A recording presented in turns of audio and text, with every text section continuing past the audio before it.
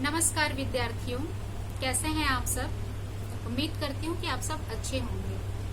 मैं डॉक्टर अंजलि जोशी, शासकीय नवीन महाविद्यालय कुर्सीपार भिलाई से वर्तमान में हमारे महाविद्यालय को मोहनलाल जैन मोहन भैया के नाम से जाना जाता है। मैं दुर्ग विश्वविद्यालय द्वारा आयोजित पाठ्यक्रम एमए हिंदी साहित्य के द्वितीय सेमेस्टर के अंतर्गत इकाई 3 में निबंध, जिसे हरिशंकर परसाई जी ने लिखा है, वैष्णव की फिसलन, उसका आप सभी को वाचन करवाने वाली हूँ। उससे पहले आइए हम जान लें हरिशंकर परसाई जी के व्यक्तित्व और कृतित्व के बारे में। हरिशंकर परसाई जी का जन्म 22 अगस्त 1924 को मध्य प्रदेश के होशंगाबाद जनपद के जमानी नामक गांव में एक अत्यंत साधारण परिवार में हुआ।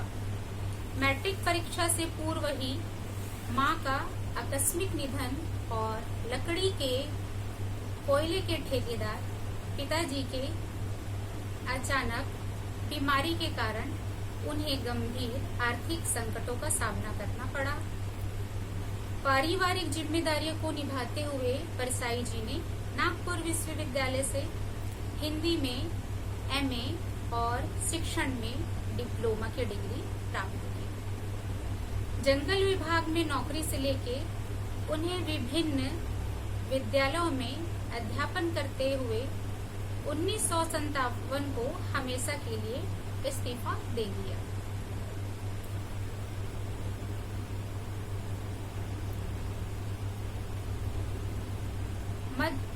अभावग्रस्त जिंदगी जीवन भर जीने के कारण वो आजीवन भर अविवाहित रहे।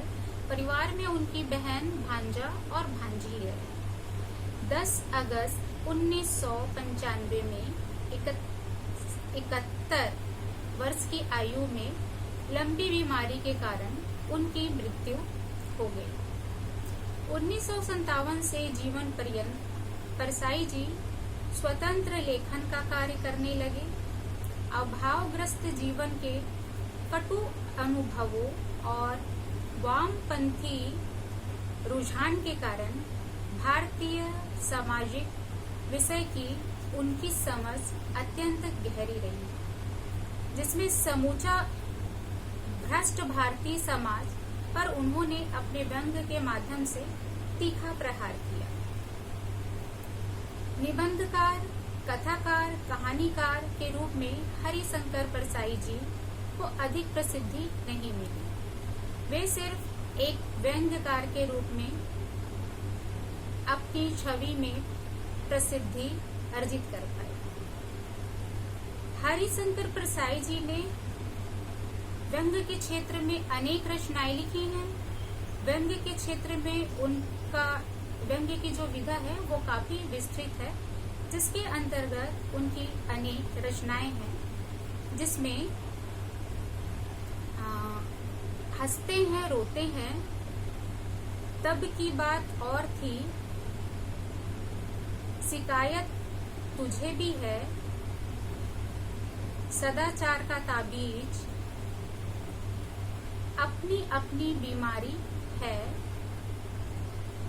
पगडंडियों का जाल, हिंदुस्तान हुआ गणतंत्र, निठल्ले की डायरी, तिरछी रेखाएं, पाखंड का अध्यात्म, सुनो भई साधो आदि उनकी सभी रचनाएं परसाई ग्रंथावली में 6 भागों में विभक्त।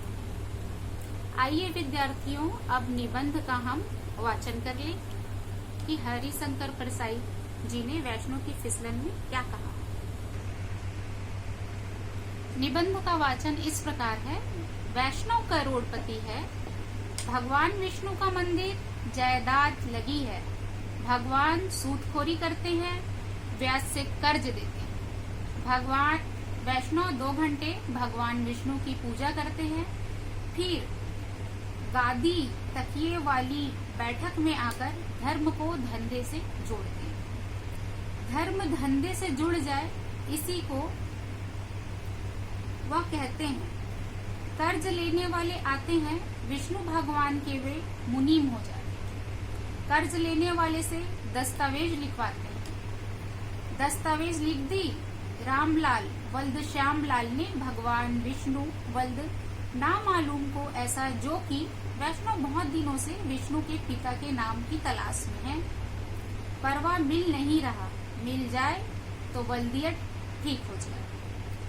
वैष्णव के नंबर 2 का बहुत पैसा हो गया है। कई एजेंसियां ले रखी है, स्टॉकिस्ट है, जब चाहे माल दबाकर ब्लैक करने लगते हैं, मगर 2 घंटे विष्णु पूजा में नागा कभी नहीं करते। सब प्रभु की कृपा से हो रहा है। उनके प्रभु भी शायद यही चाहते हैं। 1 नंबरी होते तो ऐसा नहीं कर देते। वैष्णव सोचता है, अपार नंबर 2 का पैसा इकट्ठा हो गया है, इसका क्या किया जाए, बढ़ता ही जाता है। प्रभु की लीला है, वही आदेश देंगे कि क्या किया जाए। वैष्णव एक दिन प्रभु की पूजा के बाद हाथ जोड़कर प्रार्थना करने लगा, प्रभु आपके ही आशीर्वाद से मेरे पास इतना सारा 2 नंबर का धन इकट्ठा हो गया है। अब मैं इसका क्या करूं, आप ही रास्ता बताइए। मैं इसका क्या करूं, प्रभु कष्ट हरो सबका। तभी वैष्णव की शुद्ध आत्मा से आवाज उठी, अधम माया जोड़ी है तो माया का उपयोग भी सीख। तू एक बड़ा होटल खोल, आजकल होटल बहुत चल रहे हैं। वैष्णव ने प्रभु का आदेश मानकर एक विशाल होटल बनवाया। बहुत अच्छे कमरे, खूबसूरत बाथरूम, नीली लॉन्ड्री, नाई की दुकान, टैक्सियां, बाहर बढ़िया लॉन, ऊपर टेरेस गार्डन, और वैष्णव ने खूब विज्ञापन करवाया। कमरे का किराया 30 रुपया रखा। फिर वैष्णव के सामने धर्म संकट आया, भोजन कैसा होगा। उसने सलाहकारों से कहा, मैं वैष्णव हूँ, शुद्ध शाकाहारी भोजन कराऊंगा, शुद्ध घी की सब्जी, फल, दाल, रायता, पापड़ वगैरह। बड़े होटल का नाम सुनकर बड़े लोग आने लगे। बड़ी बड़ी कंपनियों के एग्जीक्यूटिव, बड़े अफसर और बड़े सेठ। वैष्णव संतुष्ट हुआ, पर फिर वैष्णव ने देखा होटल में ठहरने वाले कुछ असंतुष्ट थे।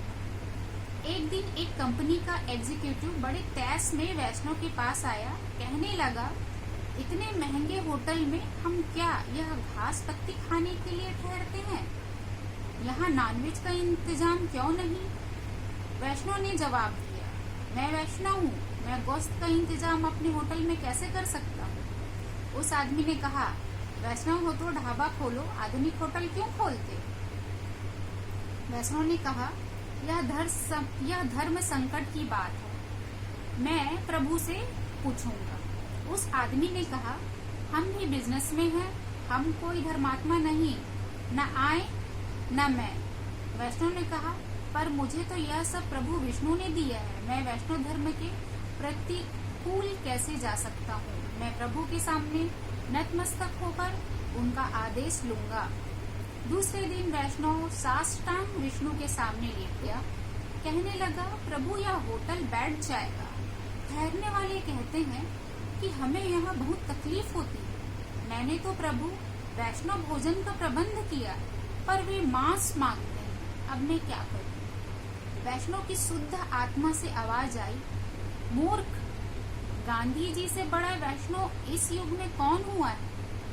गांधी जी का भजन है, वैष्णव जन तो तेणे कहिए, जे पीर पराई जाने। तो इन होटल में रहने वालों की पीर क्यों नहीं जानता? उन्हें इच्छानुसार खाना नहीं मिलता। इनकी पीर तू समझ और उस पीर को दूर कर। वैष्णव समझ गया। उसने जल्दी ही गोश्त, मुर्गा, मछली का इंतजाम किया। मगर एक दिन फिर वही एग्जीक्यूटिव आया, कहने लगा, हाँ अब ठीक है, मांसाहार अच्छा मिलने लगा, पर एक बात है। वैष्णव ने पूछा, क्या? उसने जवाब दिया, गोश्त के पचने की दवाई भी तो चाहिए। वैष्णव ने कहा, लवण भास्कर चूर्ण का इंतजाम करवा दूं? एग्जीक्यूटिव ने माथा ठोका। कहने लगा, आप कुछ नहीं समझते मेरा मतलब है शराब, यहाँ बार खोलिए। वैष्णव सन्न रह गया। शराब यहाँ कैसे पी जाएगी? मैं प्रभु के चरणामृत का प्रबंध तो कर सकता हूँ, पर मदिरा? हे राम! दूसरे दिन वैष्णव ने फिर प्रभु से कहा, प्रभु, वे लोग मदिरा मांगते हैं, मैं आपका भक्त मदिरा कैसे पिला सकता हूँ? वैष्णव की पवित्र आत्मा से आवाज आई, मूर्ख, तू क्या होटल बिठाना चाहता है? देवता सोमरस पीते थे, वही सोमरस यह मदिरा है। इसमें तेरा वैष्णव धर्म कहाँ भंग होता है? सामवेद में 63 श्लोक सोमरस अर्थात मदिरा की स्तुति है। तुझे धर्म की समझ है या नहीं?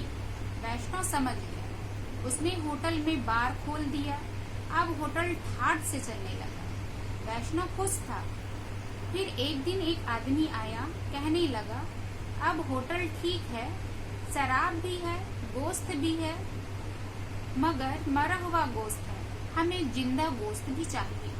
वैष्णव ने पूछा, यह जिंदा गोश्त कैसा होता है? उसने कहा, कैबरे, जिसमें औरत नाचती है।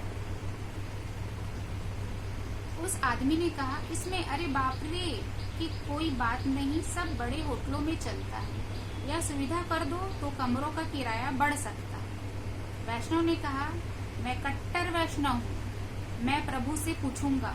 दूसरे दिन फिर वैष्णव प्रभु के चरणों में था।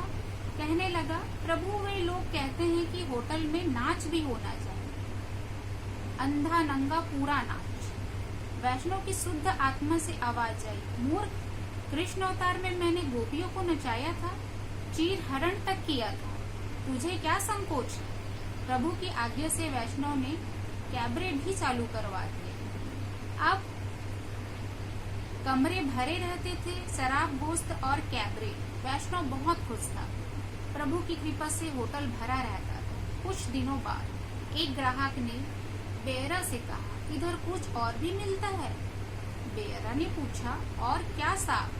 ग्राहक ने कहा, अरे यही मन बदलने की कोई ऊंचे किस्म का माल मिले तो लाओ। बेयरा ने कहा, नहीं साहब, इस होटल में यह सब नहीं चलता। ग्राहक वैष्णव के पास गया, बोला, इस होटल में कौन ठहरेगा? वैष्णव ने कहा, कैबरे तो है साहब। ग्राहक ने कहा, कैबरे तो दूर का होता है, पास का चाहिए, गर्म माल कमरे में।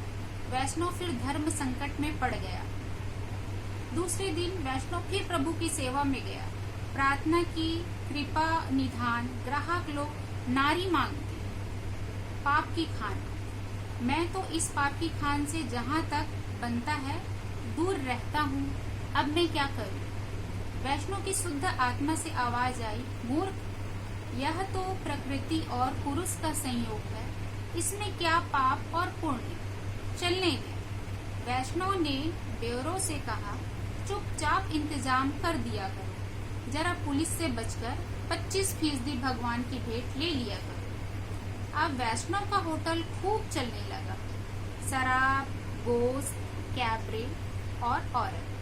वैष्णव धर्म बराबर निभ रहा है, इधर यह भी चल रहा है। वैष्णव ने धर्म को धंधे से खूब जोड़ा।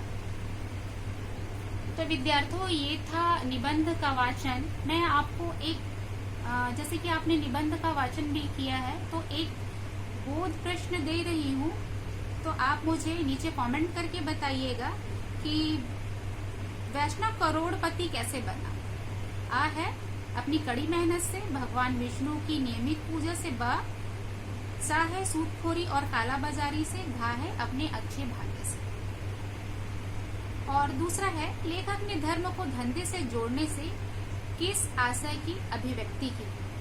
आ है धंधे को श्रेष्ठ सिद्ध करने के लिए, बा है धंधे में अधिकतम लाभ प्राप्त करने के लिए, ग है धंधे को बढ़ाने में उस धर्म का दुरुपयोग करने के लिए, और घा है धार्मिक वृत्ति को बढ़ावा देने के लिए। विद्यार्थियों, ये निबंध के वाचन के साथ साथ आपके 2 बोध प्रश्न हैं। अब भाग 2 में मैं इस निबंध का सार आपके समक्ष प्रस्तुत करूंगी। उम्मीद करती हूँ कि निबंध का वाचन आपको समझ आया होगा और बोध प्रश्न के उत्तर आप आसानी से देंगे। धन्यवाद।